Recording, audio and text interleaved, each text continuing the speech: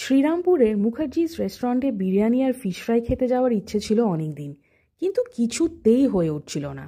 Finally কাল গেলাম। গঙ্গা পেরিয়ে বালি পৌঁছেই ভাবলাম, এলাম যখন একটু ফেলু মোদকেও ঢু মেরে যাই। এত মিষ্টির ভ্যারাইটি দেখে টোটালি কনফিউজড। শেষে লবঙ্গলতিকা, নিকুটি আর 2 চামচ মিষ্টি দই খেয়ে চললাম মুখার্জিস। রেস্টুরেন্টটা খুব সুন্দর, একটা বড় ওয়েটিং এরিয়া, পুরনো শ্রীরামপুর আর কলকাতার ছবিতে ভরা। 45 মিনিট ওয়েট করে ফাইনালি জায়গা পেলাম।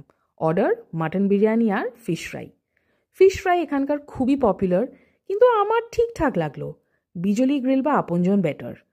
কিন্তু বিরিয়ানিটা জাস্ট তুখোর। বিয়েবাড়ি স্টাইল ফ্লেভার, হালকা নরম তুলতুলে মাংস, বড় পিস, আলু আছে, ডিম নেই। বিরিয়ানি খেতে এত দূর যাওয়া টোটালি ওয়ার্থ ইট।